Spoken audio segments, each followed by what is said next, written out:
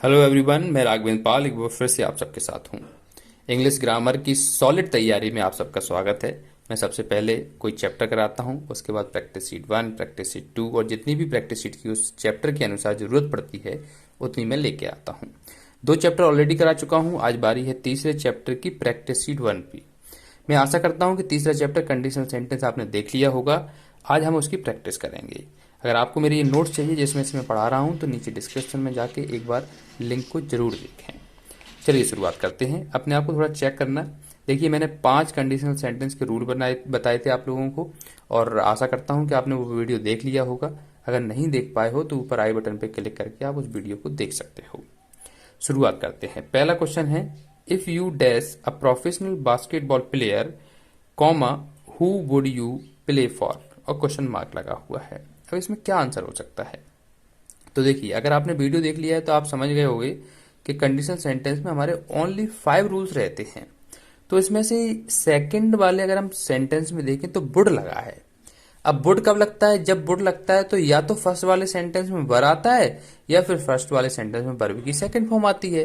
तो यहाँ पे अगर हम ध्यान से देखें तो वर आएगा। क्यों? क्योंकि यहाँ पे किसी व्यक्ति की बात चल रही है कि अगर आप एक प्रोफेशनल बास्केटबॉल प्लेयर होते, है ना, तो फिर आप किसके लिए खेलते, है ना।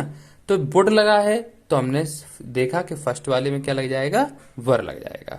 तो फर्स्ट वाले का आंसर है वर। सेकंड क्वेश्चन है, इफ ही डैश फिर ब्रैकेट में not study now he won't have time later. अब यहां पे हमने देखा कि सेकंड वाले सेंटेंस में बॉन्ड लगा है। बॉन्ड लगा है तो बॉन्ड का मतलब विल नॉट होता है, तो हम समझ गए कि इफ के साथ प्रेजेंट इंडेफिनिट होना चाहिए। Rule number first conditional sentence का कहता है कि इफ के साथ प्रेजेंट इंडेफिनिट तो दूसरे में फ्यूचर इंडेफिनिट। तो यहाँ पे हमने नॉट स्टडी को सही किया तो डजेंट स्टडी हो जाएगा, या फिर डज नॉट स्टडी भी हम कर सकते हैं। डज नॉट का शॉर्ट फॉर्म तो डजेंट ही होता है, हम सबको पता है। क्लियर हो चुका होगा। आगे बढ़ते हैं, क्वेश्चन नंबर 3 की बात करते हैं। If Sushan had taken the map she dash not get bracket में लॉस्ट। अब हमने यहाँ पे देखा कि यहाँ पे हैड लगा है, फर्स्ट सेंटेंस में हैड लगा है, तो साफ साफ आप लोगों को बताया गया है कि इफ के साथ अगर हैड आए तो दूसरे में वुड हैव का प्रयोग करते हैं। तो नॉट का यूज करना है, इसीलिए हम लोग वुड नॉट हैव गॉट कर देंगे। नॉट गेट को वुड नॉट हैव गॉट इसमें आंसर कर देंगे। चलिए आगे बढ़ते हैं। नेक्स्ट क्वेश्चन है, where would you go on holiday if you dash can choose. अगर हम यहाँ पे ध्यान से देखें तो वुड लगा है पहले सेंटेंस में, तो दूसरे वाले सेंटेंस में या तो वर लगना चाहिए या फिर वर्ब की सेकंड फॉर्म लगना चाहिए। तो यहाँ पर बात अगर हम करें तो कैन को ब्रैकेट में दिया है, कैन की सेकंड फॉर्म कुड होती है, इसलिए आंसर कुड हो जाएगा। क्लियर हो चुका होगा। आगे बढ़ते हैं, क्वेश्चन नंबर 5 की बात करते हैं। द टीचर डैश ब्रैकेट में be angry if you didn't do your homework. अगर हम यहाँ पे ध्यान से देखें तो वी को ब्रैकेट में यूज किया गया है और वी की जगह हम इज, आर, एम, वॉज, बर, वुड नॉट, शुड नॉट कुछ भी लगा सकते हैं। तो हमने देखा कि अगले वाले सेंटेंस में इफ के साथ डिडंट है। अब इफ के साथ जब डिडंट होता है यानी कि पास्ट इंडेफिनिट होता है तो सेकंड वाला किस में होना चाहिए? वुड में होना चाहिए। आपको ध्यान होगा कि इफ के साथ पास्ट इंडेफिनिट तो सेकंड वाला वुड में होना चाहिए। तो यहाँ पे बी की जगह क्या हो जाएगा? वुडंट आंसर हो जाएगा। क्लियर हो चुका होगा। आगे बढ़ते हैं, क्वेश्चन नंबर 6 की बात करते हैं। What dash you give me if it were my birthday tomorrow. यहां पे अगर हम ध्यान से देखें तो वर लगा है। वर लगा है तो पहले वाले सेंटेंस में क्या होना चाहिए? पहले वाले सेंटेंस में वुड होना चाहिए, क्योंकि इफ के साथ वर होता है तो दूसरे में वुड होता है। तो फिर क्या आंसर हो जाएगा? तो आंसर हो जाएगा वुड यू गिव। तो आंसर हो जाएगा what would you give me if it were my birthday tomorrow. समझ में आ गया होगा कि अगर मेरा मान लो कि कल बर्थडे है तो आप मुझे क्या दोगे। नेक्स्ट क्वेश्चन है 7th question, if we recycle more there dash not be so much rubbish. अब हमने फिर से देखा इफ वी रिसाइकल यानी प्रेजेंट इंडेफिनिट है इफ के साथ, तो बताओ सेकंड वाले में क्या होना चाहिए? सेकंड वाले में फ्यूचर इंडेफिनिट होना चाहिए। तो फ्यूचर इंडेफिनिट में क्या आंसर हो जाएगा? फ्यूचर इंडेफिनिट में विल नॉट आंसर हो जाएगा। तो विल नॉट को हम शॉर्ट में वॉन्ट भी लिख सकते हैं, तो वॉन्ट भी हो जाएगा। तो आंसर फाइनल हो जाएगा if we recycle more there won't be so much rubbish. अगर हम सही से रिसाइकल करते हैं तो ज्यादा कचरा होगा ही नहीं, है ना।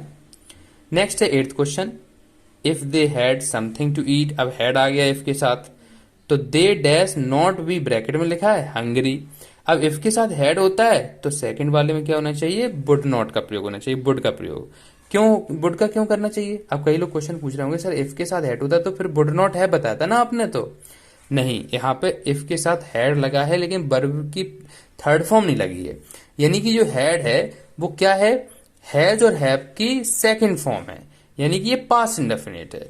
और इफ के साथ पास्ट इंडेफिनिट होता है तो अगला हमारा वुड में आंसर होना चाहिए, इसलिए यहाँ पे आंसर हो जाएगा if they had something to eat they wouldn't be hungry.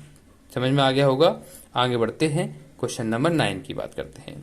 If we dash, bracket में hear the weather forecast we wouldn't have gone to the beach. अगर हम यहाँ पे ध्यान से देखें तो सेकंड वाले सेंटेंस में वुड नॉट हैव का प्रयोग किया गया है, तो फर्स्ट वाले सेंटेंस में हैड का प्रयोग किया जाएगा। तो आंसर क्या हो जाएगा, if we had heard the weather forecast we wouldn't have gone to the beach, क्योंकि इफ के साथ हम हैड लगा देंगे क्योंकि सेकंड वाले में वुड नॉट हैव का प्रयोग है। समझ में आ गया होगा। नेक्स्ट है question number 10, what dash you buy, इसमें वो करके लिखा हुआ है स्लैश करके, if you had a credit card. अगर आपके पास क्रेडिट कार्ड है, देखो इफ के साथ हैड लगा है, इफ के साथ हैड लगा है तो सेकंड वाले में क्या होना चाहिए, सेकंड वाले में वुड हैव होना चाहिए। तो आंसर क्या हो जाएगा, वुड यू। अब यहाँ पे हमने ध्यान से देखा कि इफ के साथ हैड लगा है लेकिन वर्ब की थर्ड फॉर्म नहीं है, तो यानी कि इफ के साथ हैड लगा है यानी कौन सा है, ये सेकंड फॉर्म है, क्योंकि हैज और हैव की सेकंड फॉर्म क्या होती है, हैड होती है। तो इफ के साथ पास्ट इंडेफिनिट, तो अगले वाले में क्या होना चाहिए, वुड का प्रयोग होना चाहिए। तो व्हाट वुड यू बाय हो जाएगा, what would you buy if you had a credit card. आगे बढ़ते हैं, question number 11, if they dash, bracket में not hurry up they will miss the train. अब यहाँ पे इफ के साथ हमने देखा लेकिन अगले वाले सेंटेंस में हमने देख दिया विल है, तो पहला वाला किस में होना चाहिए, पहला वाला प्रेजेंट इंडेफिनिट होना चाहिए। तो आंसर क्या होना चाहिए, आंसर हो जाएगा इफ दे डोंट हरी, क्योंकि नॉट का प्रयोग करना है। तो if they don't Hari up they will miss the train, यानी कि प्रेजेंट इंडेफिनिट, तो दूसरा वाला हमारा फ्यूचर इंडेफिनिट में होना चाहिए। तो क्लियर हो गया होगा। आगे बढ़ते हैं, 12th क्वेश्चन की बात करते हैं। If the bus dash not arrive, bracket में लिखा है soon we will be late. अब सेकंड वाले में बिल लगा है, बिल लगा है तो फर्स्ट वाले में क्या होना चाहिए, प्रेजेंट इंडेफिनिट होना चाहिए।